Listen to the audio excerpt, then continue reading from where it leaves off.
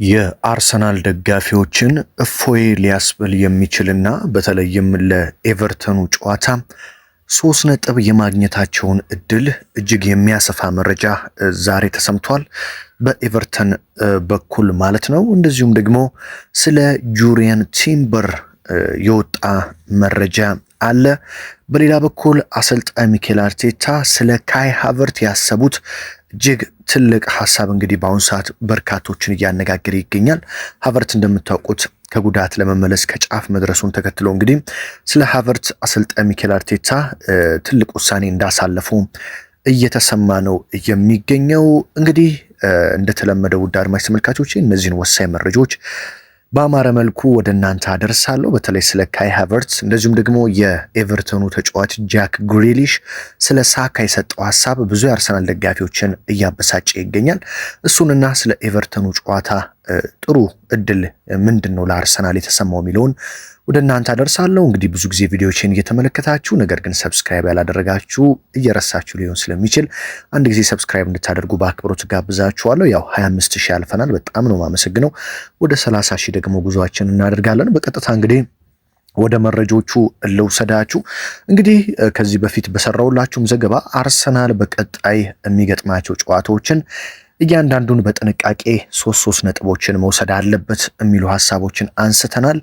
ምክንያቱም ደግሞ ማንቸስተር ሲቲ ቀስ በቀስ በሁሉም ውድድሮች ድል እያደረገና የአሸናፊነት ስነ ልቦናን እየገነባ አርሰናል ላይ የተለመዱትን ጫናዎች ለማድረግ ፔፕ ጋርዲዮላና የውሃው ሰማያዊ ተጫዋቾች ጥሩ ዝግጅት ላይ ናቸው። ስለዚህ መድፈኞቹ ይህንን መመከትና ለጫና አለመንበርከክ እንደዚሁም በመጨረሻ ዋንጫ ከፍ አድርጎ መሳም ይጠበቅባቸዋል። ይህንን ለማድረግ ደግሞ በቀጣይ የሚገጥማቸውን እያንዳንዱን ጨዋታ ሜዳ ላይ ጠንካራ አቋማቸውን እያሳዩና ክንዶቻቸውን በተጋጣሚ ቡድኖች ላይ እያሳረፉ 3 ነጥቦችን መውሰድ አለባቸው የሚል ጉዳይን አንስቻለሁ። ታዲያ በኤቨርተኑ ጨዋታ አርሰናል 3 ነጥብ ሊያገኝበት የሚችለው እድል እጅግ የሚያሰፉ ነጥቦች ተሰምተዋል። ምክንያቱም ኤቨርተን በዚህ ጨዋታ ላይ በርካታ ተጫዋቾቹን እንደሚያጣ ነው እየተሰማ የሚገኘው። ወደ ሳካና ሃቨርት ጉዳይ ከማለፌ በፊት እሱ ልንገራችሁ ብዬ ነው። እንግዲህ ኤቨርተን እንደምታውቁት በጉዲሰን ፓርክ አስቸጋሪ ቡድን እንደሆነ ይታወቃል። በሜዳው በተለይ ባለፈው ዓመት አርሰናል በዚህ በጉዲሰን ፓርክ ከኤቨርተን ጋር ተጫውቶ ነጥብ ጥሎ 2 ነጥቦችን አንዳቻ እንደወጣ ይታወቃል። ታዲያ ይህ ጨዋታ ሊከብደው ይችላል ተብሎ የነበረ ቢሆንም በኤቨርተን በኩል ግን በርካታ ተጫዋቾች ለአፍሪካ ዋንጫ በመሄድና እንደዚሁም ደግሞ በጉዳት ምክንያት ለዚህ ጨዋታ ግልጋሎት አይሰጡም። በአንጻሩ ደግሞ መድፈኞቹ ብዙ ተጫዋቾቻቸው ከጉዳት ተመልሰውላቸዋል። ስለዚህ ይህ ለአርሰናል ይህንን ጨዋታ ድል ለማድረግና 3 ነጥቦችን ይዞ ለመውጣት ከፍተኛ እድል ይሰጠዋል ተብሎ ነው የሚጠበቀው። በኤቨርተን በኩል እንግዲህ በአፍሪካ ዋንጫ ምክንያት የኤቨርተን እጅግ ወሳኝ ተጫዋች የሆኑት ኤድሪሳ ጋናጌና ኤልማን ንጊያዬ እንግዲህ ለአፍሪካ ዋንጫ ኤቨርተንን ለቀው ተጉዘዋል። ስለዚህ መድፈኞቹ በሚገጥመው የኤቨርተን ስብስብ ውስጥ ኤልማን ንጊያዬና ኤድሪሳ ጋናጌ በዚህ ጨዋታ ላይ ግልጋሎት አይሰጡም። በተለይ ኤድሪሳ ጋናጌ ምን አይነት ድንቅ ተጫዋች እንደሆነ በኤቨርተን ቤት ለተጋጣሚዎች አስቸጋሪ እንደሆነና ኤቨርተን ሙሉ ነጥቦችን ይዞ እንዲወጣ ትልቅ ግልጋሎት የሚሰጠው ተጫዋች ይህ እንደሆነ ይታወቃል። ስለዚህ የኤድሪሳ ጋናጌ አለመኖር ለመድፈኞቹ በደንብ ትልቅ እድል የሚሰጥ 3 ነጥብ እንዲወስዱ እድል የሚሰጥ ሆኖ ልንመለከተው እንችላለን። እንደዚሁም ደግሞ በጉዳት ምክንያት የአማካኝ ተጫዋቹ በጣም ወሳኝ ተጫዋች የሆነው ኬርናን ጁስፐሪ ሃልም ደግሞ በኤቨርተን በኩል በጉዳት ምክንያት በዚህ ጨዋታ ግልጋሎት አይሰጥም። ከኬርናን ጁስፐሪ ሃል በተጨማሪ ደግሞ ጃክ ግሪሊሽ ከማንቸስተር ሲቲ በክረምት እንግዲህ ኤቨርተንን የተቀላቀለው ጃክ ግሪሊሽም በጉዳት ምክንያት በዚህ አርሰናልን በሚገጥመው የኤቨርተን ስብስብ ውስጥ የማይኖር ተጫዋች ነው። ስለዚህ እነዚህ 4 ወሳኝ ተጫዋቾች ለኤቨርተን ግልጋሎት አለመስጠታቸው ለአሰልጣኝ ሚኬል አርቴታና ለመድፈኞቹም ከዚህ ጨዋታ የሚገባቸውንና የሚያስፈልጋቸውን 3 ነጥቦች ይዘው እንዲወጡ የሚረዳቸው ይሆናል ተብሎም ይጠበቃል። ምክንያቱም እንግዲህ እንደምታውቁት ቀድሞ ነው 11 ሰዓት ላይ ማንቸስተር ሲቲ ከዌስትሃም ጋር በሜዳው የሚጫወተው። ሲቲ ደግሞ ካለበት አቋም አንጻርና ጨዋታውን በሜዳው እንደማድረጉ ዌስትሃምን ያሸንፋል ብለን ልንወስድ እንችላለን፣ ምንም እንኳን እግር ኳስ ቢሆንም። ታዲያ ሲቲ ይህንን ጨዋታ ማሸነፍ የሚችል ከሆነ አርሰናል ምሽት 5 ሰዓት ላይ ቅዳሜ ጨዋታውን እስኪያደርግ ፕሪሚየር ሊጉን ከአርሰናል በ1 ነጥብ በልጦ ይመራል። ስለዚህ አርሰናል ወደ መሪነቱ ለመመለስ ሲቲ የሚያሸንፍ ከሆነ ቅዳሜ ምሽት የማሸነፍ ግዴታ ውስጥ ይገባል። ስለዚህ ይህንን ጨዋታ 3 ነጥብ መውሰድ ግዴታ ነው።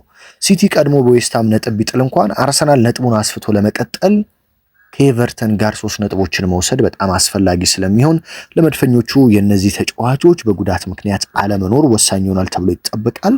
በአርሰናል በኩል አዲስ የጉዳት መረጃ የለም። ስለዚህ ይህ ጨዋታ እንግዲህ ዮኮሬሽ፣ ትሮሳርድ፣ ማርቲኔሊ፣ ማዱኬ፣ ሳካ የመሳሰሉ ተጫዋቾች በተለይ ፊት ለፊት ላይ እነ ጋብሪኤል ጄሱስን ጨምሮ ሙሉ ተጫዋቾች አሉ። ኋላ ላይ ነው እንግዲህ በኋላ ላይም በወልቭሱ ጨዋታ ጉዳት ያመለጠው ካላፊዮሪ ይመለሳል። ሳሊባ አለ፣ ቲምበር አለ፣ ሂንካፔ አለ። የጋብሪኤል ማጋሊሽ መመለስ አለመመለስ ጥያቄ ምልክት ውስጥ የሚገባ ሆኖ ሳለ ማለት። ስለዚህ መድፈኞቹ በተሻለ መልኩ ለኤቨርተን ጨዋታ ስለሚቀርቡ ሙሉ 3 ነጥብ ይዞ የመውጣት ከፍተኛ እድል ይኖራቸዋል ማለት ነው። ከዚሁ ጨዋታ ጋር ተያይዞ የኤቨርተኑ ተጫዋች ጃክ ግሪሊሽ ስለ ሳካ የሰጠው ሐሳብ በርካታ የመድፉን ደጋፊዎች እያበሳጨ ይገኛል። ምክንያቱም እንግሊዛዊ ተጫዋች ጃክ ግሪሊሽ እንደምታውቁት ከአርሰናል ተጫዋቾች ጋር አይዋደድም። በሲቲ ቤት እያለ ከአርቴታ ጋር እንደዚሁም ከነሳካ ጋር ከነ ኦዴጋርድ ጋር ሁሌ ሲቲ ከአርሰናል ጨዋታ በሚኖር ጊዜ የሚጣላና ያልተገባ ባህሪን ሜዳ ላይ የሚያሳይ ተጫዋች ነው። ታዲያ ጃክ ግሪሊሽ ሲናገር መጀመሪያ ስለ ሳካ ከመናገሩ በፊት ስለ ቡድን አጋሮቹ በመናገር ነው የጀመረው። ታዲያ የቡድን አጋሪ የሆነው ኢልማን ዲያይ ለአፍሪካ ዋንጫ መሄዱ ለቡድኑ ትልቅ ማጣት ነው ሲል ተናግሯል። እሱን ምርጥ ነው ማለት ባልችልም ካለ ምርጥ ባለክሎቶች ተጫዋቾች አንዱ ነው ኤልማን ዲያይ ብሏል። እንደዚሁም ግሪሊሽ አብሬ ከተጫወትኳቸው እንደሱ አይነት ተጫዋች አላየውም ሲል ስለ ኤልማን ዲያይ ተናግሯል። ለምሳሌ ያለ ሳካን ብንመለከተው ሳካ ምርጥ ተጫዋች ነው፣ እንደዚሁም ዓለም ላይ ከሚገኙ በአሁኑ ሰዓት ምርጥ የክንፍ ተሰላፊዎች አንዱ ነው፣ ነገር ግን የተሟላ ክህሎት የለውም ሲል እንግዲህ ግሪሊሽ ሳካ የክህሎት ጉድለት እንዳለበት ተናግሯል። ይህንን መናገሩ በጣም በርካታ የአርሰናል ደጋፊዎች እንዴት ይህንን ይናገራል? በእርግጠኝነት ይህንን የተናገረው ጃክ ግሪሊሽ አርሰናል ከኤቨርተን ጋር በሚኖረው ጨዋታ ላይ ሳካ ተጽዕኖ እንዲያድርበትና በጨዋታው ላይ የሚጠበቅበትን ግልጋሎት እንዳይሰጥ የጭንቅላት ጨዋታ ለመጫወት በማሰቡ ነው ሲሉ እንግዲህ ስለ ግሪሊሽ እየተናገሩ ይገኛሉ ማለት ነው። አሰልጣኝ ሚኬል አርቴታ ስለ ካይ ሃቨርት ያሰቡት ሐሳብ ምንድን ነው? እንግዲህ ካይ ሃቨርት እንደምታውቁት ከፈረንጆቹ አዲስ ዓመት በፊት ይመለሳል፣ ከጃንዋሪ በፊት ማለት ነው። ስለዚህ ይህ ማለት አሁን እንግዲህ ጃንዋሪ ለመግባት 12 ቀናት ብቻ ነው የቀሩት። ስለዚህ ይህ ማለት ካይ ሃቨርት በ12 ቀናት ውስጥ በቀጣይ 12 ቀናት ውስጥ ወደ ጨዋታ ይመለሳል ወይም ደግሞ ለጨዋታ ዝግጁ ይሆናል ተብሎ ነው የሚጠበቀው። ስለዚህ በእነዚህ 15 ቀናት ውስጥ ካይ ሃቨርት ይመለሳል። አርሰናል ደግሞ በቀጣይ እንደ አስቶን ቪላ እንደዚሁም ደግሞ እንደ ሊቨርፑል ያሉ ትልቅ ሊባሉ የሚችሉ ተጋጣሚዎችን ያስተናግዳል በፕሪሚየር ሊጉ። ታዲያ አሰልጣኝ ሚኬል አርቴታ ከቪክተር ዮኮሬሽ ይልቅ በእነዚህ ትልልቅ የሚባሉ ጨዋታዎች ፈታኝ የሚባሉ ጨዋታዎች እንደ አስቶን ቪላ እንደ ሊቨርፑል እንደዚሁም ደግሞ በቀጣይ ከማንቸስተር ሲቲ ጋር ጭምር በሚኖሩ ጨዋታዎች ላይ ከዮኮሬሽ ይልቅ ካይ ሃቨርትን ለመጠቀም እንደወሰኑና እያሰቡ እንደሆነ ነው የተነገረው። ምክንያቱም ካይ ሃቨርትን እንደምታውቁት ከጉዳቱ በፊትም እንደዚሁም በቼልሲ ቤትም እያለ በትልልቅ ጨዋታዎች ላይ ግብ በማስቆጠር ይታወቃል። እንደውም ካይ ሃቨርት በትንንሽ ጨዋታዎች ላይ ነው ብዙ ጊዜ ጥፍት ብሎ አገልግሎት መስጠት የሚያቆመው። ነገር ግን ትልልቅ በሚባሉ ጨዋታዎች ላይ ካይ ሃቨርት ትልልቅ እድሎችን በመፍጠር ግቦችን በማስቆጠርና ተከላካዮችን በማስጨነቅ ይታወቃል። ታዲያ አሰልጣኝ ሚኬል አርቴታ ለዚህም ቪክተር ዮኮሬሽ አሁን ላይ ከፍተኛ የሆነ የስነ ልቦናና የአካላዊ ጥንካሬ እንግዲህ ጫናዎች እያደሩበት እንደሆነ ያስባሉ። ምክንያቱም አንደኛ ቪክተር ዮኮሬሽ በተደጋጋሚ ጨዋታዎች እየተጫወተ በመሆኑ አስተናግዶት የማያውቀውን ጉዳት በቅርቡ አስተናግዶ ከሜዳ ርቆ እንደነበር እናስታውሳለን፣ የጡንቻ ጉዳት።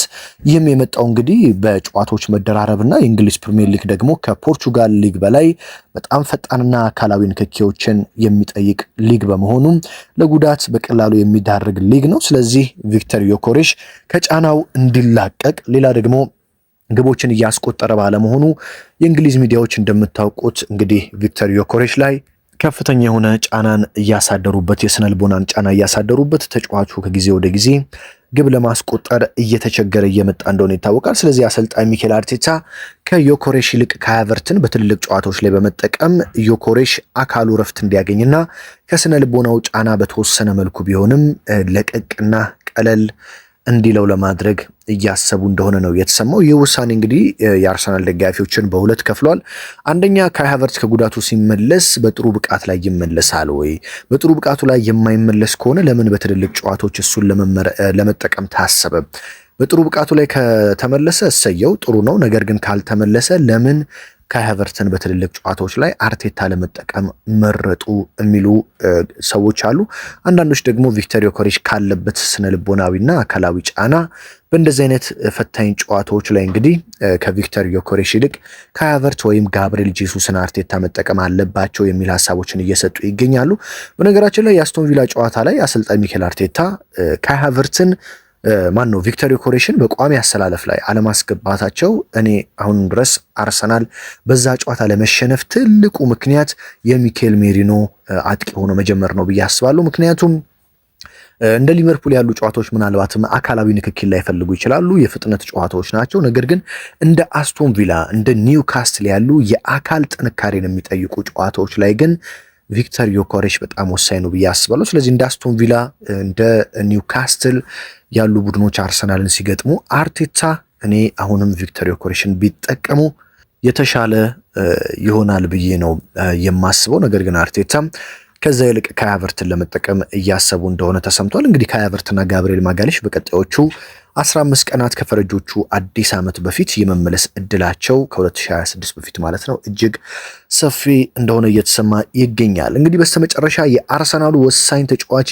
ጁሪየን ቲምበር በአርሰናል ቤት የረጅም ጊዜ ኮንትራት ለመፈረም ከጫፍ እንደደረሰም እየተሰማ ነው የሚገኘው። በአሁኑ ሰዓት እንግዲህ እንደምታውቁት የአርሰናሉ ወሳኝ ሰው የሆኑት አንድሬ ቤርታ በአርሰናል ቤት የሚገኙ በርካታ ተጫዋቾችን እንግዲህ ውል እያራዘሙ ይገኛሉ። ታዲያ ቀጣዩና ትኩረት የተሰጠው ተጫዋች በአሁኑ ሰዓት ጁሪየን ቲምበር እንደሆነ እየተሰማ ነው። እንግዲህ የአርሰናሉ ስፖርቲንግ ዳይሬክተር የሆኑት አንድሬ ቤርታ የአርሰናሉን ኔዘርላንዳዊው ኮከብ ጁሪየን ቲምበር በአርሰናል ቤት ለረጅም ዓመት የሚያቆየውን አዲስ ኮንትራት እንደሚያስፈርሙት እርግጠኛ ናቸው ተብሏል። ቲምበርን በአርሰናል ቤት ለረጅም ዓመታት የሚያቆየውን አዲስ ውል ለማስፈረምም አንድሬ ቤርታ ከወዲሁ ከተጫዋቹና ከወኪሉ ጋር መነጋገር መጀመራቸው ታውቋል።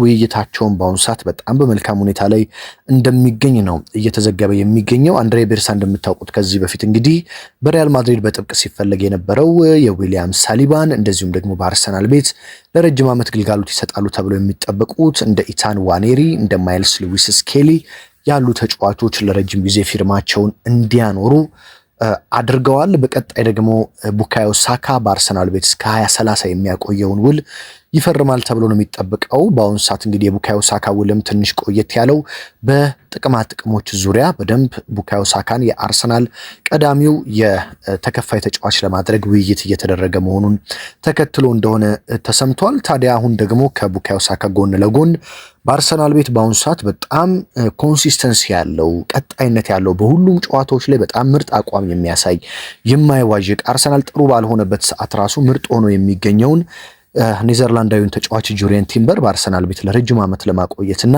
ውሉን ለማራዘም ንግግር ላይ እንደሚገኙ ነው የተሰማው። ውይይቱም እንግዲህ በጥሩ መልኩ እየሄደ ይገኛል። ስለዚህ መድፈኞቹ ጁሪየን ቲምበርን እንደሚያስፈርሙትም እርግጠኞች እንደሆኑ ነው እየተሰማ የሚገኘው። በነገራችን ላይ በአርሰናል ቤት ጁሪየን ቲምበር ሳካ የሚፈርሙ ከሆነ እንደ ሳሊባ ያሉ እንደ ማጋሌሽ፣ ዋኔሪ፣ ሉዊስ ስኬሊ፣ ዮኬሬሽን ጨምሮ ሌሎች እንደነ ማርቲኔሊ ያሉ ተጫዋቾች ዙሜንዲን፣ ዲክላን ራይስን ጨምሮ ማለት ነው ለረጅም ዓመታት በቀዩና በነጩ ማሊያ በመድፉ ቤት ውስጥ እንመለከታቸዋለን ማለት ነው። ይህም እንግዲህ ለአርሰናል ደጋፊዎች በቀጣይ ዓመታትም ይህንን ምርጥ ቡድን እየተመለከቱ ይቆያሉ። ስለዚህ በእነዚህ ተጫዋቾች ደግሞ አርሰናል በሚቀጥሉት ዓመታት ዋንጫ የማሳካት እድሉ እጅግ ሰፊ ነው ተብሎም ይታመናል። የዕለቱ ወሳኝ ስፖርታዊ ጥንክሮች እንግዲህ እነዚህ ናቸው።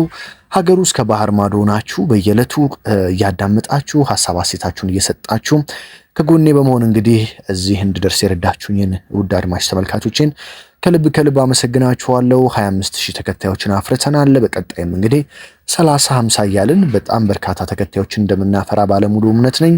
አሁንም ሐሳብ አስተያየታችሁን ኮመንት ላይ አስቀምጡልኝ። በቅርቡ ደግሞ እንግዲህ በቪዲዮዎች ጭምር ወደ እናንተ መረጃዎችን ለማድረስ በዝግጅት ላይ ነኝ። ስለዚህ አብራችሁኝ ስላላችሁ ከልብ እያመሰገንኩኝ በቀጣይ ወሳኝ መረጃ በቀጣይ ወሳኝ ጥንክር እስከምንገናኝ በዚህኛውም በሁለተኛውም ቻናሌ ወደ እናንተ መረጃዎችን ማድረሴን እቀጥላለሁ። ታዲያ በያላችሁበት ሰላም ተመኘውላችሁ።